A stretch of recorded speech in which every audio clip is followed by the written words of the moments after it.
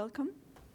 So for our first speaker of today, we have Adam Riemer, President, Adam Riemer Marketing. Plug this in real quick. Hey everyone, thanks for coming.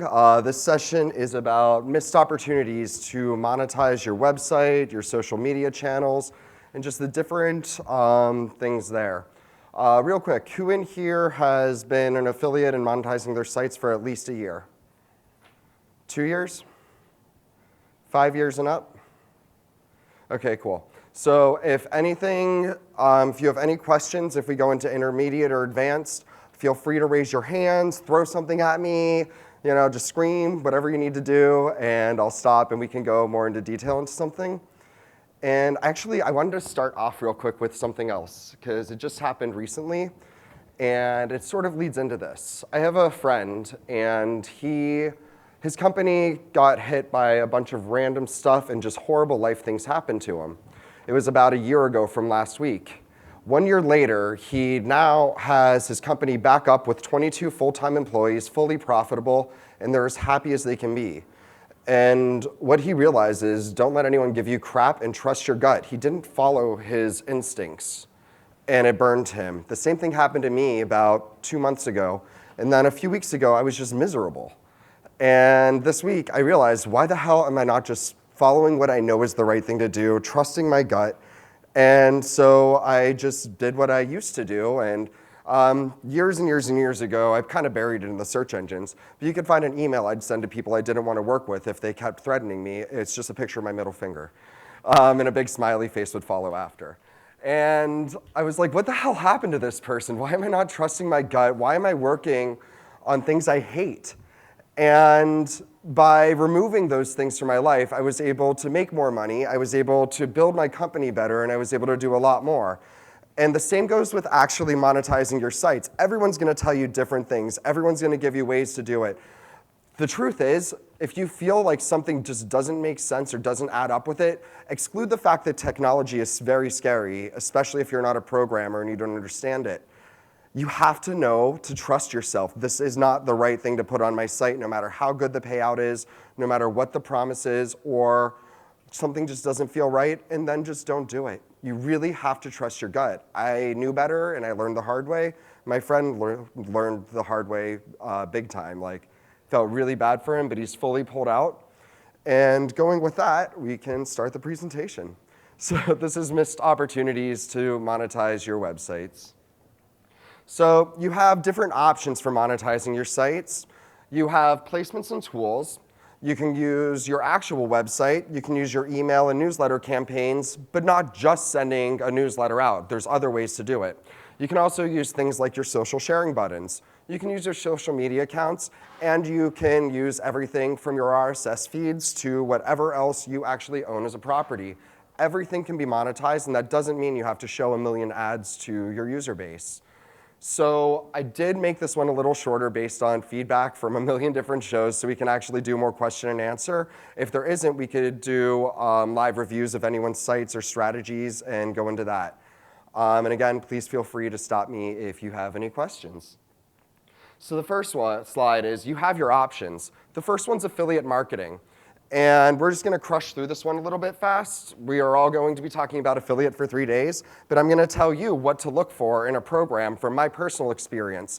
When I'm evaluating programs, the very first things I look at are, what are my estimated losses? What am I almost guaranteed to lose some money on? So the first thing I do is I type in the merchant's URL plus the word coupons, and I click on the sites that are showing up. And if those sites are active affiliates, I know that if my visitor goes to find a coupon because there's a coupon code box, or vouchers if it's UK traffic or whatever country you're in, then that affiliate, if they do not have multi-attribute tracking where it will leapfrog up to me, which most merchants don't, unfortunately, then my cookie could easily be over-replaced, and I just lost the sale for my traffic, so I'm not going to make money off of that. The next is, are people allowed to bid on the trademarks around it? So somebody goes and finds a merchant, I referred them, they go back, they type it into Google instead of going directly, this can replace me. The next thing is adware.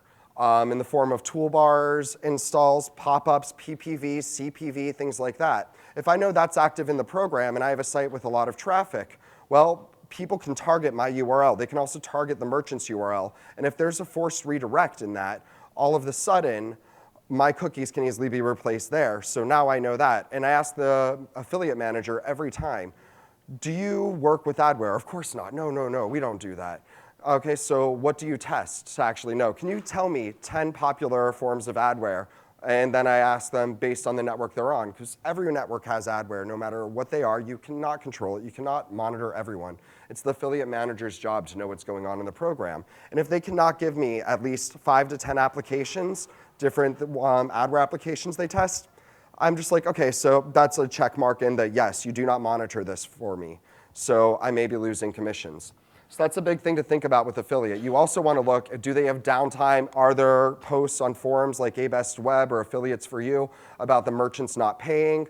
And then I write to the affiliate manager. If I don't get a response within a business day, when everything's good and I'm trying to join the program, what's going to happen if I'm late being paid for 2 months, or if their creatives and links are all broken and I have 1,000 links in one of my sites?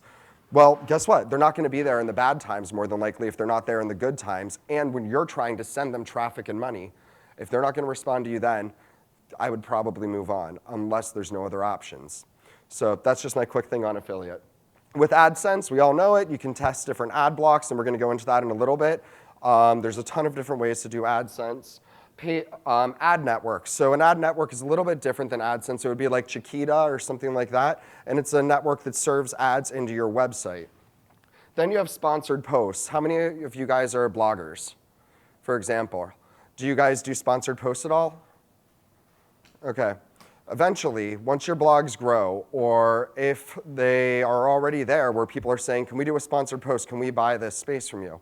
Well, you have to think to yourself, is a sponsored post really a long-term strategy for you? Because that's a one-off shot. You're not making continuous revenue off of it. However, if you're writing your blog post and doing your proper keyword research, you can actually go and start to rank that post in the search engines, even just for a few clicks a day. I have one website that gets 5 visitors a day, but 1 out of 3 clicks turns into a full sale, and that's almost a sale every day because of the way that I have it set up. And the reason I don't do any sponsored posts with my sites, for the most part, is that I would rather join the affiliate program, have AdSense on it, use an ad rotation script, and make money in the long run rather than a sponsored post. Not to mention, Google is really cracking down on the sponsored stuff because a lot of people say they sell backlinks. So no, I don't do that normally on sites that I want to keep inside Google and keep ranking well. So that's what you have to think with sponsored posts. Is it a short-term revenue model, or can it actually provide you with an income for your life? You know? JavaScripts to monetize. So there's a lot of tools out there where you just install a small little JavaScript into your site. Googlebot does have the ability to read JavaScript now to see what it does. And I have a quote here from Webmaster Central from Matt Cutts. Does everyone know who he is? I believe he's currently on hiatus, but he was in charge of Google's spam team. Companies and websites that had ads above the fold, just blown out everywhere, they were starting to take hits because it provided a negative user experience. So when you're thinking about monetizing your site, a tool like this is amazing. It takes so much work out of it for you, and I love them. But if you cannot control where the ads show, if they show above the fold, below the fold, what happens if Google realizes now you have 1 million ads above the fold? So 1, maybe the content isn't necessarily as good since you're trying to make money off of all of it. And 2, now that the ads are everywhere above the fold for you, could this actually fall into that penalization right there? And now you were in the top 3 positions. Now maybe you're in the 6th to 10th position. So you have to consider where your ads are showing, if it's obvious, if it adds value, because bots are just computers and programs. They can't read the content. They only understand what's in your code. So if your code's saying there's ads everywhere above the fold, I haven't seen it yet, but in the future, things like that could potentially cause you to drop out of the search engines a bit. So you've really got to think about the long-term effects of what you're putting on your website while you're monetizing it. Are there any questions on this slide? Okay. So next, you have your placements and your tools. So there's common places that a lot of people monetize their site. They use their header. They use the sidebar on their site. They use their footers. And that sounds weird, but I learned a trick from Ray Hoffman, who's doing an SEO session here, about using the footer and below the post, all the way at the bottom. And that's turned into my most profitable section of my blogs. You can go under your title tags, and you can also, yes? Why is it the most profitable? I'll go down in 1 second. And you can use your author box as well. We have common tools. There's heat maps. Does everyone know what a heat map is? Okay, so a heat map is something that goes and you install it onto your website, and it shows you the activity on the actual page, where people are clicking, where they're not clicking. Some of them are able to somewhat track views. They track hovers, and you can actually navigate how your users are going through, so you can figure out where better to place your ads. Then once you know where to place your ads, you can actually start changing colors, changing text, changing networks, and testing everything. There's a tool out there called Crazy Egg. It's crazyegg.com. It's dirt cheap, and it is freaking awesome. I love it. I highly recommend it. I'm actually not an affiliate of theirs, but there's a big post I did on adamriemer.me about how to use heat maps to optimize your site and your revenue. It's just an awesome tool. Then you can change the colors and the size, like we had said. We have increasing page views with analytics. We can go into that if you guys want to in a little bit. You can try new merchants, because maybe you have a merchant that's working great. But you also have to think about, is this the ideal merchant for me? Because maybe I could be losing money off of leaks and things. So I have one merchant I work with that pays 50-cent leads, another that pays $5 leads. I actually make more with the 50-cent leads because my readers and my visitors have a better experience on that site, and I convert so much higher with it. The lead form's also a lot shorter, which is one of the reasons. So even though I can make $5 for one, I can make $7 or $10 by using the other. So you have to really test and evaluate and keep track of your metrics, your merchants, and what's going on. You can also use rotations. That's when you hit refresh and a new ad shows. One popular one, I have not used it for a long time, is Ad Rotate. It's just a plugin if you're on WordPress. So what was your question again, sir? My first one or my second one? Let's go through both. All right. On the heat maps, is there? It's not just my own site. Sometimes I want to buy traffic on certain sites. I want to buy an ad on a site. Can you heat map somebody else's site at all? Okay, so the question is, can you install a heat map on somebody else's site? Unless you want to get in trouble for hacking it open, no. Unfortunately, you have to install it. There are some things out there that'll give you some of what's the best placements. If it's a large site you're buying media on, if you do the right search query into Google or Bing, then you can pull out your past experiences advertising on sites. But unless you're able to install, there's no accurate way to measure what's going on. What was your second question? Oh, okay. Okay, so what do I do with my footer? It was actually going to be in the email section of this presentation.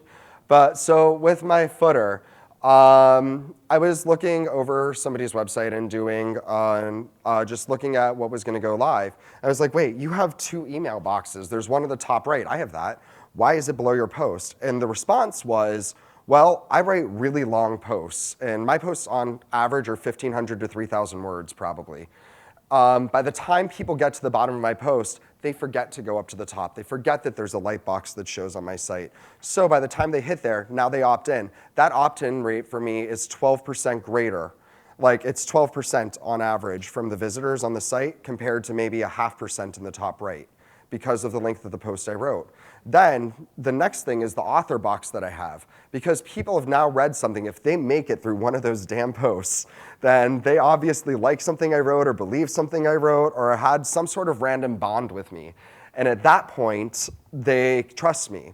And so I put different tools in my author box, which you'll see in a minute, that I use personally within my own company and on my own websites. And I pre-sell it saying, these are the tools that Adam Riemer Marketing uses right now. They are effective for us, and it shows them this is what we're doing, so maybe you want to try them out too. And so that author box, the 3 little 125 banners I have, they actually do get some decent clicks and some sales. And they do much more than banner ads on the side of my site, because if somebody reads through the post, they clearly have an interest in the content, and I've built the trust with them at that point.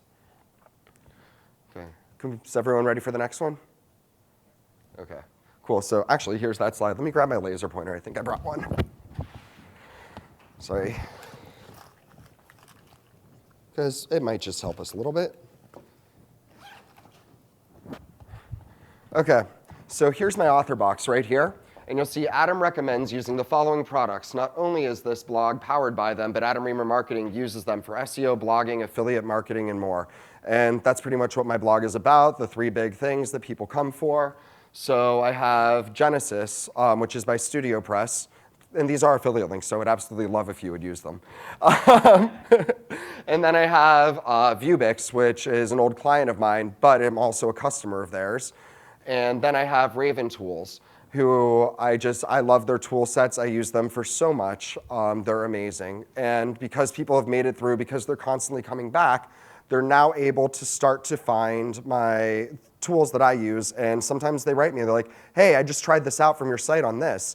It's working awesome. What else do you have to recommend? And now I'm sending them other links to tools I use. Some of them have recurring commissions of 20%, some are 10%. And I'm just making passive income just by having it at the bottom of my post and in the footer. If they're going all the way down there, they trust you or they're looking to contact you. And that's why that one has the better conversion rate for me. It doesn't get as much exposure from actual views, but it does actually get me more money. So yeah, it's one of those random things I would have never known if I didn't sit down. It was at the Pepper Mill in Las Vegas, if anyone's ever been there. So cool. And then you'll see in just the slide here, I have a banner ad that sits there for share or sale on the top of my site. And then I have Adsense under my title tags. So those are some of the ways that I have just the main part of my website monetized. There's about 10 different monetization methods throughout adamriemer.me. So in your email campaigns and newsletter campaigns, you have the email yourself. And we have our stereotypical places here. We have the header of the email. We have the footer, we have in-between posts, we have text links within the content.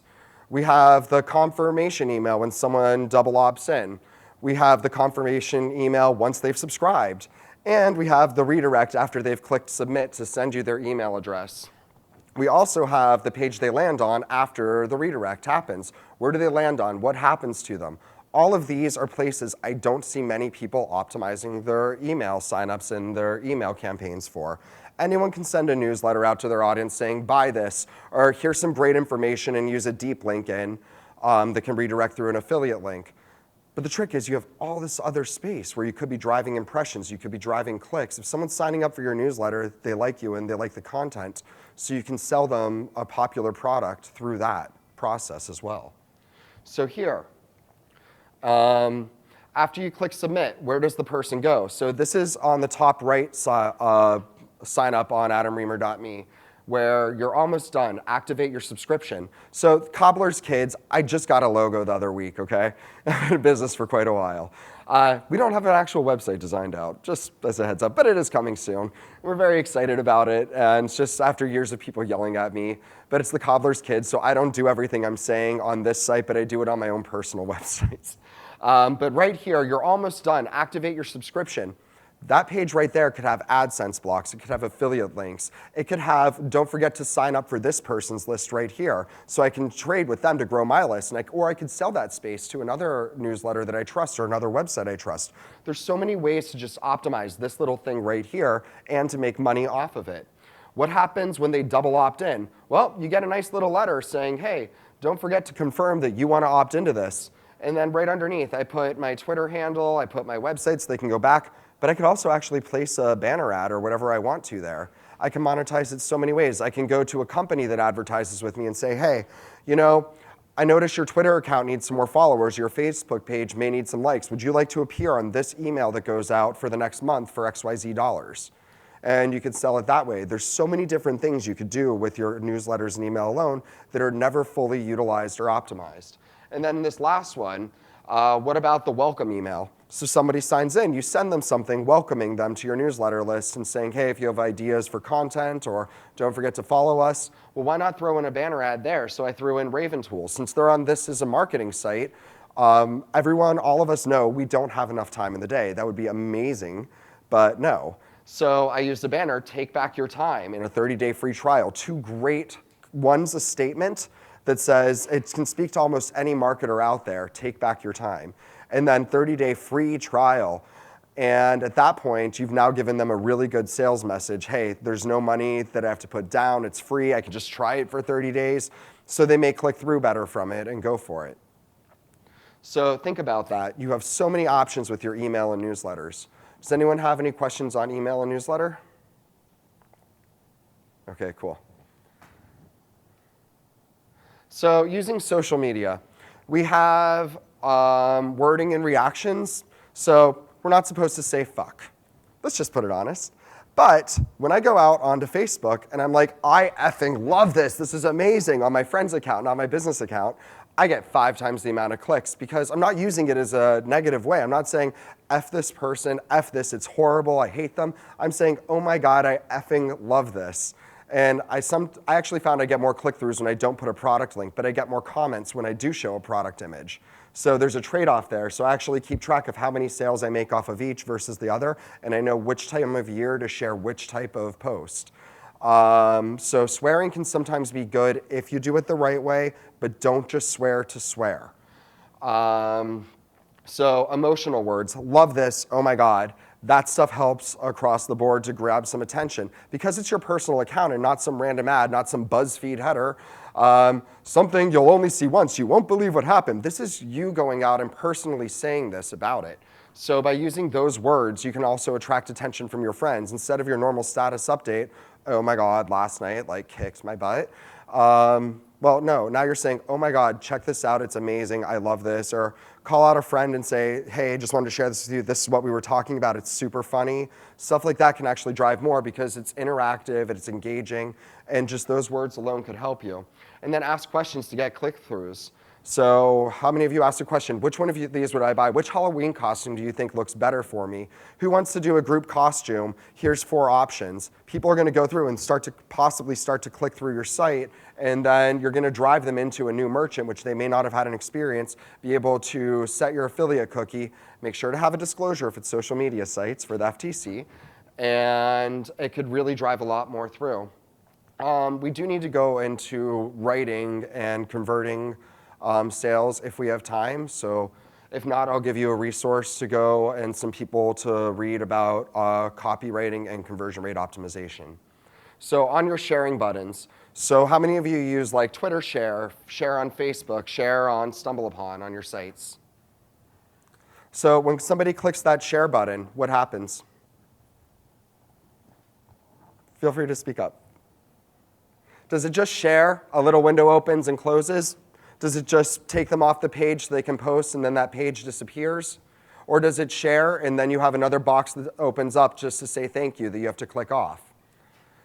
I always like to have a little box that opens, doesn't take them off of my site, doesn't open a new tab, and at that point what I do is, I'll show you an example in the next one. With Twitter, for example, I sell that ad space because you can say, don't forget to also follow this person.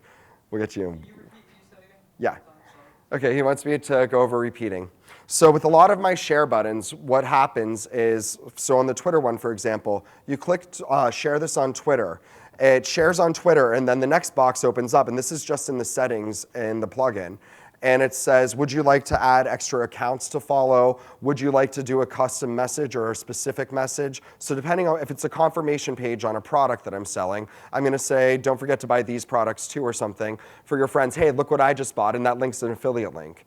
Another thing you can do is save in another account to follow so you can cross-promote your own sites. You can cross-promote other people's sites. So as that little box is opened up, you now have more ad space. It's available to grow your audience, to make money, to do whatever you want with. And I have a screenshot of that on the next one, the settings place in WordPress. So there's just so much you can do with that. Any other questions on that one so far? Okay, cool. So yeah, we just did sharing buttons. Make sure you always use your FTC disclosures. You don't want to get your merchants in trouble. You don't want to get yourself in trouble. I'm not a lawyer. I can't give legal advice. There are lawyers here. There are legal sessions. Highly recommend them if you have questions about how to do your disclosures and if it's right, if it's adequate, and works or not. Next is be careful which link shortener you use. So this is a tricky one. In one of my affiliate programs, there was somebody driving about $10,000 to $40,000 in sales off of her YouTube feed, okay? And this is right before I took over the program. And I loved her. I saw all this traffic coming in, and when I pulled open the company's analytics, I saw it was getting credited to an auto monetization tool. What happened was she used her affiliate link and put it into that specific link shortener. That link shortener uses an auto monetization tool to monetize through affiliate links. Because that tool had not been pulled from my program yet, it was replacing her cookie on the redirect from YouTube into the merchant's site. So even though hers was technically supposed to be set, because they were also an affiliate, if you read through, this also happens on one of the largest blog commenting plugins on WordPress and around the world as well. That is on e-commerce merchant sites too.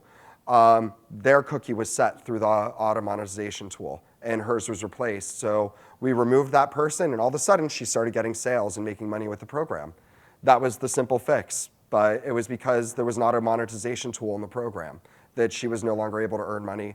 I see faces looking, which one is this? Which one is this? Not gonna say. Because at any given point in time, just like any software, they can remove or add a partner. And what I'm saying right now could literally be wrong in 2 seconds, okay? So if you want to approach me after, I'll show you an example of it happening, and I can walk you through it and show you some of these very large names that are doing it, where you could be losing money, but you might not. It goes case by case and situation by situation. Sometimes you're fine. Even with that big link shortener, you could still be fine. It just depends on the merchant, what their tracking set up, and how they have that code set up for you, okay? Question. So what link shorteners do you like? I use Bitly, but I'm actually going to change over. I've just been slacking again. It's Cobbler's Kids. I'm going to buy Pretty Links, and I will have an affiliate link for that soon if you guys want to shop through it. And sorry about the promotions, everyone. I know we're not supposed to do that, but Pretty URLs is the one that most people are using now. It's great because it creates a link shortener off of your site's name.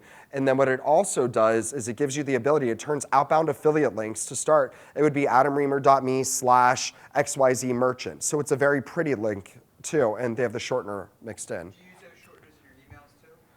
It depends what I'm doing and what the purpose is. Because I find sometimes The question was, do I use shorteners in my emails? And it depends on what the goal of the campaign is. right, I find some email spam checkers start pulling those Bitleys and they consider them spam. But the pretty links are one off of your URL. Yeah, pretty links better. So that one could work for you. Hey, Adam, Yes, ma'am. how can you check to make sure these companies are not getting your commission? So the question is, how can you check to make sure these companies are not getting your commission? There's 2 things. The first one is to read their terms and conditions, all that horrible legal jargon that none of us really ever read or pay attention to. The second one is to install your own affiliate link, use it. Clear your cookies. Click on your link. Make sure you know exactly what your own cookie or what tracking device is being used. It could be server to server. And then install it in there. Clear your cookies. Click on the link. Open your cookies up again and see if your cookie's still there or if it's a different affiliate's cookie. And at that point, if it's a different affiliate's cookie, if it's cookie-based tracking, you now know that you will not earn your commissions if a sale comes through, unless there's multi-attribute where it credits the person that had the click before. So just if your cookie's still in place when you hit the merchant site, there's a good chance that you are the one who will get credit. Yes? So if I test it and I see that I have clicks, but there were no sales from it, if I had the clicks, is that confirmation that everything's working? So the question is, if I have clicks, is that confirmation that's working even if there's no sales? It's going to depend on a case-by-case basis. One thing you can do if you have a good relationship with your merchant is ask them for a unique URL that hooks into their analytics, and then ask them for an analytics report based off of your own traffic. You can see, does your traffic hit this site and bounce? If it's bouncing, your readers may just not like that specific merchant, which is why it's not converting. Or it may just not be a good fit for your clients. The price points could be wrong. The colors could be wrong. The calls to action, the shopping funnel could be wrong. They could work with adware. There's a million reasons. You just have to find the right site for your own visitors. Okay. Anyone else for this? Okay. Cool. And also make sure you've driven enough traffic. Oh, here's a big one. If an affiliate manager tries to tell you our conversion rate is XYZ, say, great, but I have a blog about blue widgets.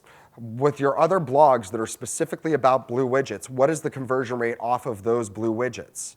Okay, because who cares if they have the coupon sites in there that are ranking for their trademark or they have trademark bidders, some of those affiliates are going to be their biggest and they're going to have 60, 70% conversion rates possibly. That's going to offset the reality of what you can make. So you want to know from the sites that are specific within your program, what is their actual conversion rate? And that's a better basis than looking at the actual program conversion rate.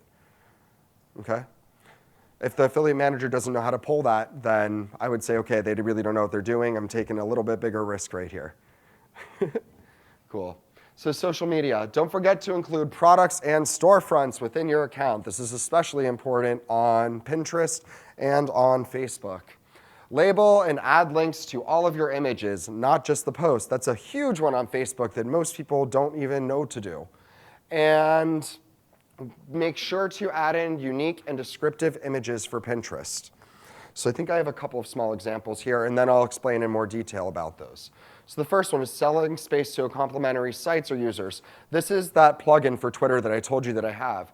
You'll see right here it says default recommended Twitter user. So I just put in mine there because I don't want to say anybody that I've traded with or anything before. But if I would plug in someone there, I have mine right there, and now I have space for sale there. So if that was actually active on my site right now, after you share any post on Twitter, it's going to say, don't forget to follow this user too.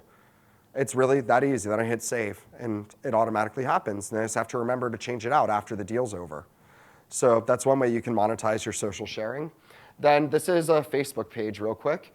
And you have all of your little tabs and everything. So I have my email sign up right there, but instead of that, I could put in my favorite products or products that Adam Riemer Marketing uses and create a product grid, like a little store. That's a great way to start to monetize. Okay, products that our company uses. If it's a blog page, our favorite stores, our favorite Halloween costumes, our 2014 gift guide for purple people that like eating pizza after July. You know, whatever it is, you could just plug it in there and have fun with it. With Facebook, how many of you guys upload pictures and then put the post with your link in?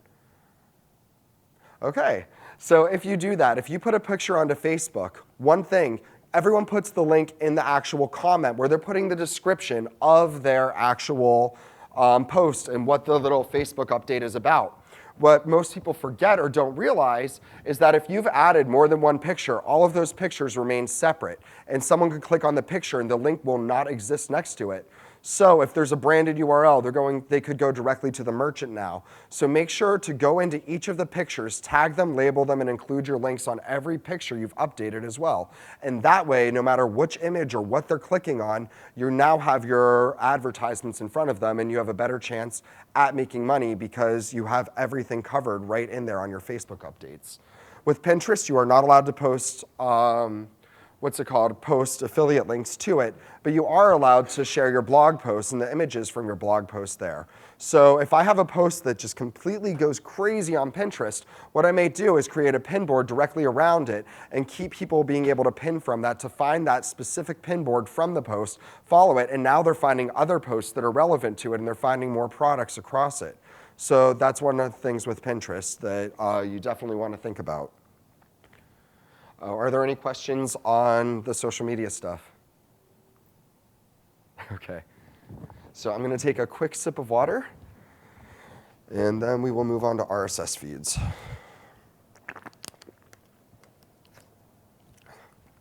How many of you have looked at your analytics to look at your RSS page? Why not? Like, seriously, think about it in your head. Why have you not looked at your RSS feeds? Because they're outdated, because no one uses them? You might actually be surprised to see how many people are still pulling your RSS feeds. How many actual websites use your RSS feed to feed into their site to give content? By using my RSS feeds, you can actually serve in Adsense and ad placements in between the different posts. You can feed it using native ads. You can place static ads on the header of your page. You can use the confirmation and subscribe to your RSS feed page just like your newsletters. And you can also cross-promote other feeds for a similar or complementary site. One of the things I found out is Google used to allow you to put Adsense. They had a tool to go into your RSS feed. There's also different tools and scripts you can use. I can't name any off the top of my head, unfortunately. but you can actually serve those in, and depending on the websites that are feeding in your content, directories, resource sites, news sites, other things, well, now your ads will sometimes show into their sites, and now you're getting exposure there, you're getting AdSense clicks, you're getting other things. If those sites appear to be very bad, it could get you thrown out of AdSense, but other networks don't mind, and if it's impressions that you're selling through your RSS feed, this is a huge opportunity because now you're getting more impressions off of everything, especially if they're not measuring ROI. I personally ask everyone that advertises with me to measure ROI because I want to give really good statistics back to people that want to sponsor or buy space or do a promotion with my company. We want to know if they have a good chance at getting money back or if they don't. And Betsy's over here. She works with me every day. She could tell him, like, this is never going to make you $1. It's not even going to be good for your brand. If you really want to give me some money, go for it, but it's a waste of it. I like to just be really honest with the people that are on my websites, and that's one of the ways I do it. So, and that way I know where to push them through and how to push them through to get to the goal of their campaigns. Are there any questions about RSS feeds? Okay, cool. So now we can do a random question and answer. Does anyone have any questions in general that they want to? Or we can review your website up here, or we could do whatever you would like to do. So questions to start? Yes? When you got started, how long was it before you started seeing some returns from your site? When I first started, I actually started as a PPC campaign, and I made a sale off of my first click. It was selling Adsense through AdWords. But when I launched my first website, it took me about a week, and it was dumb luck. I found someone that just got hooked on the content. When I launch a news site or a blog at this point, it could happen within the first month, it could happen in 6 months. You just monitor the progress, how the traffic's coming in, what's going on your actual websites. Oh, sorry, the question was, how long from when you launch a website does it take before you start to make some money? It just depends when I can get the traffic on, when I can measure the traffic, and how it's going to interact with my site. But usually, if I haven't broken even for hosting and everything within 6 months, if I'm not in love with the URL and the type of content, I'll just let it sit until it expires and I'll drop the domain. If I really love it and I'm passionate about it and it could be a stress release for me to keep the site, then I'll do it. And if I don't make money now, I might in the future. Yes? I get lots of junk robots and stuff like that always are signed up for one of the blogs that I have. Is there any way anything to do with that, or is there an easy way to go through all the junk and find actually good stuff in between all the spamming? Okay. So the question is, I have a lot of robots and spiders that just come and hit my site and create a lot of distraction. How can I get through to find my actual audience? So the first thing is, if you have a programming or IT team or you're good with servers, you can, or your site, you can actually block spiders and bots. You just create a block list and you stop them from being able to hit your site, but don't add your Google bots and stuff. You want them to continue to be able to grab your content. But you can block certain things out there, and now you have a clearer one. If you can't, keep a collection of the IP addresses of those, and as you're pulling your data, pull all of that data out of it and just look at what's left. That's probably your easiest bet right there. So just since you know who they are and how they're reacting, pull that data out and then evaluate what's actually happening within your site. I haven't pulled that source through that, but I was like, well, it doesn't sort through the info. It just takes all the bad stuff out. So that's why I was wondering if there's an easier way than looking through hundreds of. Yeah, just block them if you can. Yes, sir. Yeah. Oh, this is Roger Monti, by the way. He has a session later with Scott Polk. They are, excuse my language, I'm going to swear again for a second, I apologize. But they are like kick-ass link builders. This guy has a newsletter called Martini Buster. That is where you go to learn how to build some links for your website, okay? So, sorry. I subscribe and not an affiliate, never going to make a penny off of it, but that is an amazing source of information.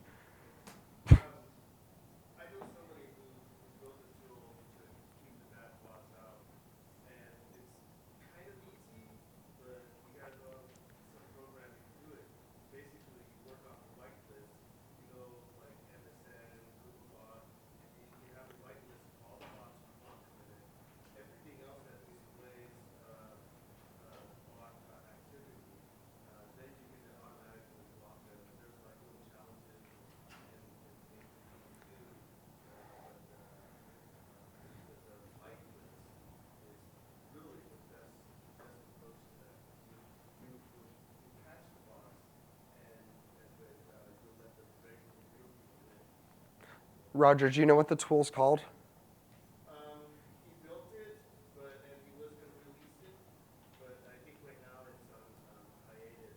Okay. Yeah, but it's something that people can roll on their own too. Okay. Cool. Well, if you share it on Twitter, he is at Martini Buster. So, any other questions? Yes. How important do you think it is for publishers to be using a product feed from the merchants versus scraping the site? That's a good one. Her question is product feeds to use from the merchant instead of scraping their site. So I actually removed this from the presentation because if I get started on data feeds, I ramble. So if I'm rambling, someone literally just be like, dude, stop. Basically, product feeds are amazing. I love them. There's so much you can do. Does everyone know what a product feed or a data feed is? No. Okay, so a data feed or product feed is a store, an e-commerce shop, or a network that can export all of their products, descriptions, images, and everything else out into an XML feed or spreadsheet, and they send it into an affiliate network, for example. From there, the network divides it up into tools. If you're a programmer or coder or you have a PHP database, you can just throw it straight in there and you can make your own store out of it. You can use it to power widgets. You can use it to power your own little mini stores. You can use it to, in ShareSale, they have the Make a Page tool, which I love to death. There's so many things you can do, and you don't have to be a programmer or coder to do it. Another thing you can do with a data feed is create product links. So if you want to show a specific product, a description, and everything else on your site, you can actually create it from the data feed. Here's your big warnings. First, because that data feed's out there, if it's a smart merchant, they have two separate sets of descriptions, one for their own website, one for their data feed. Now you're competing with every other affiliate who's using that. You're also competing with the comparison shopping engines like BizRate, Pronto, Become, Shopzilla, and all of those other fun ones. So what you want to do with a data feed is you want to download exactly what you want from it or the entire feed. Now get permission before you do this. Have it in writing from your merchants that you have the rights to use these images on your site before you do this. Download the images and then upload them into your server if you have written permission. And then you want to rewrite every description. If there's 1,000 of them, I had a product feed for a client years ago that was over 3 million products strong. It was insane. I hated that thing. This caused my entire hatred of the data feed. And basically what I told people was extract exactly what you need from it and now write unique descriptions, unique product titles, unique image names, and everything else. And now you have unique content for your site because you don't want to try and compete with them against it. And that's going to help you a lot. There's a million guides and tutorials out there. There's services out there, I think Sellfire, Pop Shops, and a few others to make data feeds easier for you. But remember, make everything unique for your site. You don't want to compete with every other site out there. It's a somewhat of a duplicate content issue, but it's not a full duplicate content issue for SEO. But it's still better to always have your unique images, your unique descriptions, and everything else. So does that help with data feeds? Does that get your question? I mean, I guess, is it really like a missed opportunity? Does it really matter if they're just simply in your website versus? Well, if they're stapling it into your, okay, so yes, that does matter. If the merchant's in control, so if you're using a merchant-based widget and they're controlling what's fed into your site, you no longer have control over what's appearing on your site. So if you have a site that's all about very appropriate, women's supper club for multimillionaires, and all of a sudden hardcore porn shows up in there. You don't want that to happen, and that's actually happened before. Where the merchant crossed from a different company by accident, and the data feed pulled in and pushed very offensive things to that person's audience. They were wondering, why am I being exposed to this? So you have to be cautious with what's in your data feed. You want control. Unless you really trust that merchant and know that everything's going to be good, you don't want to. Another thing that could happen if the merchant controls your data feed is that they could forget about your widgets. They could forget about the data feed. And now as people are clicking on the products that you've installed, they are no longer exist. So people are hitting dead pages, or maybe they're just not going anywhere, or all the images break overnight and you now have to go replace every image. That's why I like to upload my own images once I get permission. It's just very, very important to do. I think there's challenges too, and I know, from the merchant side of things, our prices fluctuate all the time, so that's another reason why a lot of times those third-party sites preferred to just take it from the site and do it that Make them take it from the network product feed. You don't want them to scrape your site's content. That's your site's content. That's what you're using to rank. So make them use it. It's their job to be able to redirect it, and it's the affiliate manager's job to help provide solutions and make it easier to replace everything for them. Okay? The question was, should I allow them to keep scraping our site versus using what's provided to the network? My answer is make them use what's provided to the network, but provide them with the support to make the changes so it's good for their website. Next question. Yes? You were talking about your other sites, and you started monetizing a week, a month, 6 months. What would you say was your best methods for driving traffic to a new site? If I'm going to put up a site that I'm planning on making money with, I will put up about $200 to $500 in PPC to test what types of keywords are going to convert for me. And I build the campaigns and I monitor and measure them. I use whatever the network's tracking parameters are to make sure I know which keywords had passed through to generate which sales and then which products sold. If I'm not profitable after those clicks, or off of which campaigns I actually did make sales from, now I can actually separate out using analytics to see, okay, these keywords that I bought to drive into my website, they are the ones that converted for these types of products. So now I have a starting place to go after for traffic and sales. If nothing converted, then there's a good chance I'm going about this the wrong way, or my readers don't care about making money with affiliates, so I have to find other ways to monetize it. But I'll test with PPC because I can drive instant traffic through it. But you have to be prepared to take a loss. And if you don't spend enough money to get an accurate, God, what's that word called? An accurate summary of your data, then there's no point. So you've got to be willing to lose money to test your site. It's scary to do that, especially if you're starting out, but it's very necessary. If you're going to spend all your time on this site or a lot of time when you could be working on something that is making money, take that risk and spend some money just to see if you even have an option or if it can give you a place to start. You know this type of traffic will react positive to your site, and then they're going to have a good reaction on the site you're sending it to after. And that's how you can start to measure and figure out if there's at least some sort of chance of making money. That's how I would do it. What do you usually budget? It depends. If the clicks are going to be $20, I'm going to have to budget $500. If the clicks are $1 to $3, $200 should get me enough. After 100 clicks or a couple hundred clicks, I usually have enough to make my decision. It also depends how good you are at PPC. If you don't know how to put the campaigns together to turn off certain things and to test, then you're not going to get the results you need. So there's a lot of outlying factors in it. Does that help your question? Oh, the question, sorry. It was, how do you know, or how do you test to get the traffic to your sites to see if it's going to work? So that's how I do that. Next question. No more? Okay. Oh, there's one. Yes.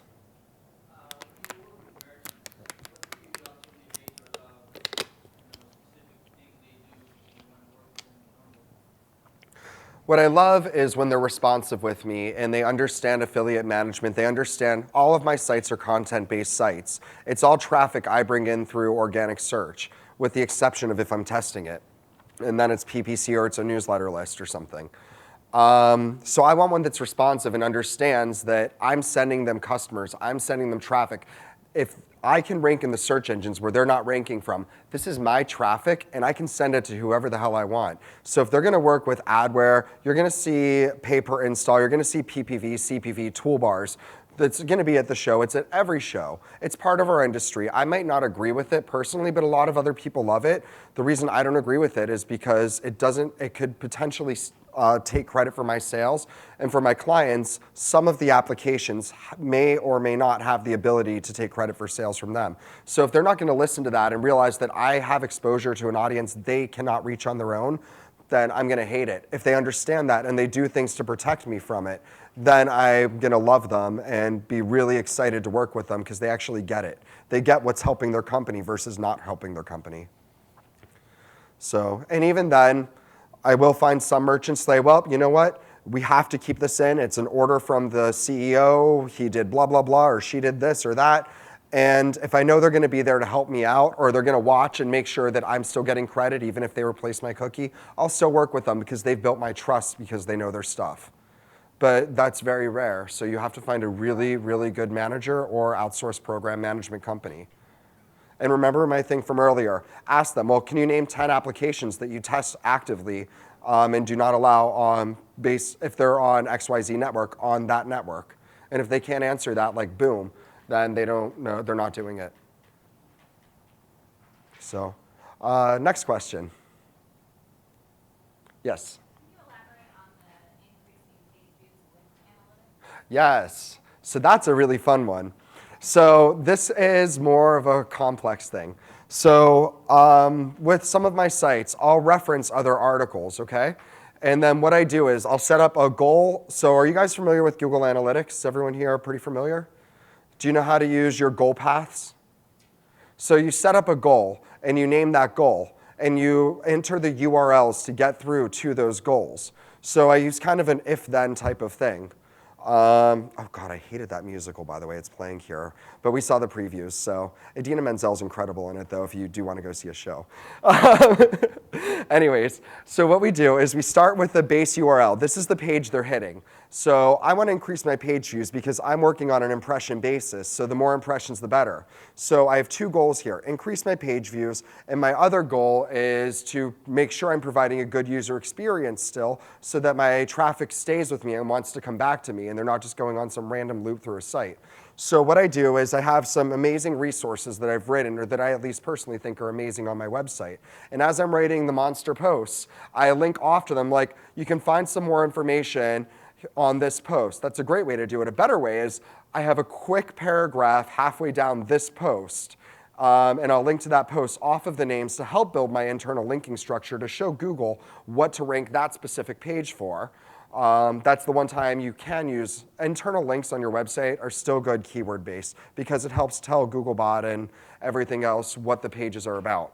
So now people go from the main post, they go to the next post. That's an extra impression. From there, they can go to another post, but I always, from those, I have a way to get back. So in my URLs and my goal conversions, I start with this post, then they go to here. But what happens from here? Do they go back, or do they move to the next page and then go back? And now I track that and I see, or are they leaving my site completely and now abandoning because they got everything they needed?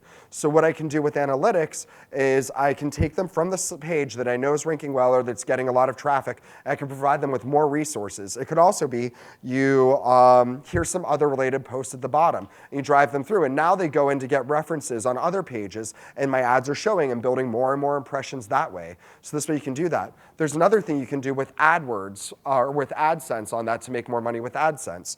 You go out and, so mesothelioma was the big keyword everyone wanted to have a page rank for because it was a huge value for a click if you were lucky enough to get it.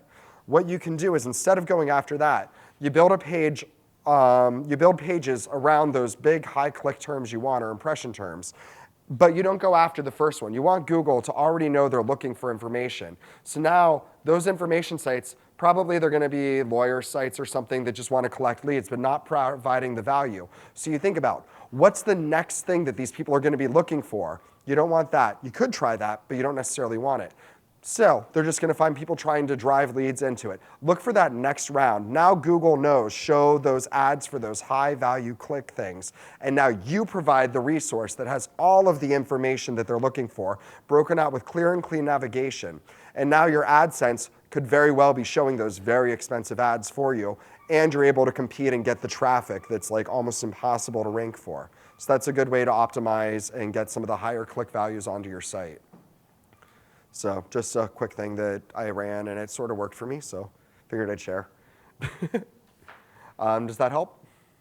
And that, well, as they're going through the goal paths as well, you can now know how people are interacting with your site. And as long as you're adding value with each extra page they're going to and coming back and then the next resources, if they're falling off completely because they're tired of clicking through, you want to stop and find a different path. But that's how you can use analytics and goals to start to find out where people are going and how to up your impressions while providing value to them and showing relevant content and ads. You okay?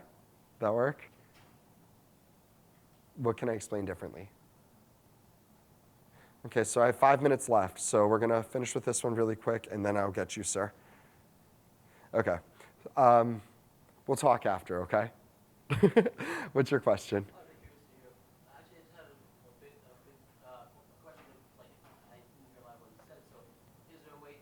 Do you have online? Do you have any videos or anything we can see right now, or any summary or pointers? If I missed the gist of what you said. Okay, the basic rundown. Look for your landing page that has, or the page on your site that has all of the traffic. Set up a goal funnel. If your goal is to get each visitor to do 5 page views, for example, figure out where in that post you can link off to for a resource on your website, okay? And link to it. Now, is there another resource to better identify some solution for that? If there isn't, bring them back to that original article since now they are updated and educated on it. Then later on, if you need more clarification, check out this post here on XYZ topic. You can find the information in this section, okay? Something like that. And now you have another page view and another page view because they have to go to the page, that's one. They come back, that's another page view. And that's how you can start to increase it. If the page views are going down 3 and 4 steps, you want to set up your goals and funnels. So the first goal is from this page, through this page, and back. So then you set up all 4 URLs into your goal funnel, and now you can see how far they're going, if they're falling off, and make sure you have a way to get back to that main resource, which was what they originally came to you for. If they're all abandoning and dropping off and bouncing, you want to make sure that you fix that issue because you don't want to create a bad user experience and chase them away for life. Is that more clear? Cool. Does that help you too? Okay, we'll talk later. We may have one more quick one if anyone wants. Okay, thank you very much. My name's Adam Riemer. I'm from Adam Riemer Marketing, and it's at Rollerblader on Twitter. Have a great show.